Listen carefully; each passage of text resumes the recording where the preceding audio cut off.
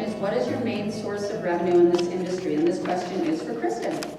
I'm probably the odd one out here. I was telling Heather before that I feel like a poser on this panel because I don't really make very much anymore. I don't sell things anymore. But I'm a blogger, so my main source of revenue is ad income. I use Google Ads as well as direct sell ads to fabric stores. I also work with fabric manufacturers to help promote their fabric lines, and so they pay me for that. And then I have Craft Industry Alliance, which is a member-based organization, so members pay yearly dues. So those are my main sources of income. Okay, great. And Becky? Oh, go ahead, Angela. No, I just want to make a real quick comment. I didn't realize there was two on that No, one. go ahead. So I just want to say, as a maker, I felt when I started out it was important to have multiple revenue streams so that you're not dependent on one. And that doesn't mean you have to do several different things like I do, but you could have several different customers, several different things. Having all of your business dependent on one customer or one specific thing can be very scary, even if it is successful. And in the worst case scenario, it could obviously end up bad. Yeah. Okay. Well, and I would agree, that's absolutely true. So the bulk of my income probably comes from teaching. And I'm careful about scheduling not more than 2 weeks out of every month on the road, and there's certain months I block off. When I travel and teach, I make sales. That's also good. And I mostly do guilds. I forget to send in my credentials to teach at conferences. Guilds contact me. And so it's the path of least resistance. Plus, teaching at guilds, if you get on that teaching track, you are the only one there. There is no competition for sales. They take good care of you. They pay all your expenses. There's a lot of, and guilds are great because that's where you go out and you meet people, you learn things, you see what they're showing in show and tell, you learn what's important to the actual people who you're trying to reach. So then I also sell online because if you write books, you need to sell your own books. I never undercut a quilt shop, never, ever, ever. I sell at retail. I have downloadable patterns, and then I sell product related to this, mostly applique. I have found that I can't sell fabric, I can't compete with the shop, so I'm out of that game. Okay, great. Angela, how do you balance your business and personal life? And can you give an example of what your day is like? I think balance is a myth. Balance is like an ever-flowing thing. So one day balance means that I'm home taking care of a sick kid, doing emails while she's throwing up in the toilet, right? That's only half serious. Whereas other days, like before market, I'm telling my husband, I'm sorry, I have to go into the shop on Sunday because I've got to finish this quilt to take with me tomorrow to quilt market. So I think one thing I really try not to do is feel guilty.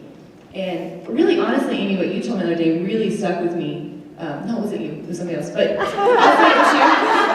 feeling so good for you. yeah, well, she says a lot of stuff that sticks with me. But I was talking to a friend, and she said to turn the G in guilt to G in gratitude. So I think as, a maker, you constantly feel that struggle, that tension from either side, especially if you're making from home, which is, I think, what most makers start off at.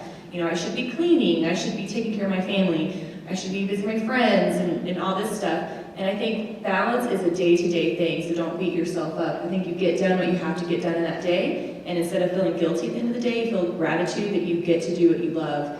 And I mean, even this week, yesterday I missed my daughter's 5K for Girls on the Run, and she laid the guilt trip on pretty good. She is my daughter, what can I say? And I just said, one of these days I hope you have a job that you can do what you love and get paid for it. So there really is no balance. I mean, my days are pretty much the same. I get up, get the kids off to school, and then go to the shop. I've been fortunate now to be able to move out of my house into a quilt shop that houses my studio as well as selling my products and others. And then my husband really comes in and picks them up, and then I come home and, do the kid thing till they go to sleep and then work until I can't stay up anymore. Everybody's nodding because that's what you do. But I just think as far as balance goes, I think not beating yourself up or thinking that there's a specific number of hours. It's all different in the phase of life you're in and the day of the week. So that's kind of how I would say that. Great, thank you. Heather, do you have a mentor in the industry? I signed up for this question because as a retail store owner, I will tell you, if I would have walked into that, I have a degree in education, obviously, and in art, art history. I did not have the skill set to run a retail store. But I will tell you that for a long time, in that period of time when I was teaching, I worked for funsies at a local quilt store. So I learned a lot about running a small business. So that was an invaluable education that I got, and I worked there a lot. So I would say that while she's not in the industry, like there's a local quilt store owner that has been my mentor this whole time, and I'm very involved on my street, which is called Mass Ave in Indianapolis, with the Mass Ave Merchants Association. So I am constantly making friends with other business owners, because that is where they're your crew, right? They get it, they understand it. And when I say things like, oh my God, like no one went through the door for 4 hours the other day, they're like, me too. So then I know that okay, maybe it's just something going on the street and it's not me, or what we're trying to do, or all the efforts that we're trying to put forth. So since that point, though, I would say a lot of people in our industry are so generous with knowledge and so generous with telling you what they've done right and what they've done wrong and what they wish they would have known. And so I would encourage you, if someone is inspiring to you, or if someone has, you just are in awe of, I think even, maybe reaching out and saying a little bit of gratitude, like Angela's saying to them, or if you have a very pointed question, they might be able to give you some advice as well, and starting, I wouldn't be afraid to start forming those networks and those friendships, because we are all of the same cloth, quite honestly. It's funny, I kind of giggle, because I'm like, oh my God, we all have the same life path, and it's because we're creative people, and creative people need creative people, and that is true. And while I tend to be which seems kind of crazy, but I tend to be a little bit of a loner, I need people to understand the creative process in order to understand me. So you gotta definitely reach out and find your people. Okay. One thing I want to say about mentoring is I had done a talk on procrastination for the Modern Quilt Guild. A webinar, and someone reached out to me after the webinar and asked me if I would mentor her. And she's someone who's new to the industry, but she makes quilts, and so I've started mentoring her. We talk once every 3 weeks. She sends me her business plans, and I hold her to account. And so so we've had 3 calls now, and on this last call, I'm like, okay, great, you got this done, you got this done, you got this done, and I'm like, what's your monthly sales target? Have you hit it? She's like, no. And I said, well, you need to send that to me. I said, what 5 things are you going to get done in the next 3 weeks, so that when you talk to me, you're going to tell me all these good things you did? She's like, 5 things? Okay, 3 weeks. So you can get a mentor. There's so many talented, smart people in this industry. If you ask someone to spend an hour once every 3 weeks supporting you, and you're willing to share your information, I bet they would say yes, because there are so many people out there who have gone through it, and they're willing to help lift you up with them. And what did you say this morning, Becky?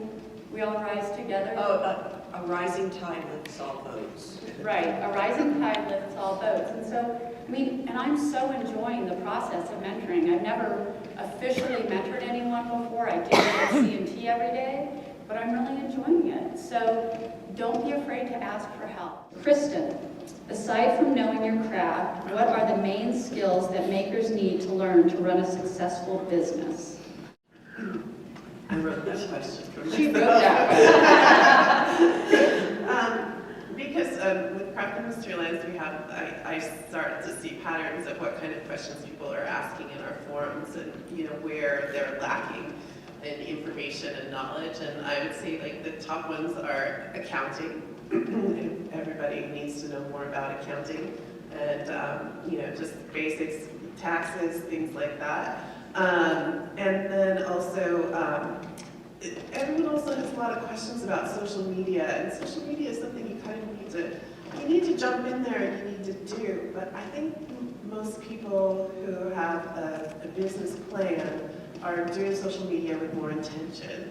And having a social media plan involves a calendar and some software like Tailwind, things that allow you to schedule your social media so that you're going out at the right times of day, and you're, you have an overall goal. So that's a big one. And then I think also people have a lot of questions about writing a business plan, or if they don't, they should have a lot of questions about writing a business plan, because going into your business without knowing what your objectives are, what your mission is, how you're going to measure your goals, what your long-term, 5-year vision is, you're just gonna flounder. So those are kind of 3 main things. Excellent, thank you so much.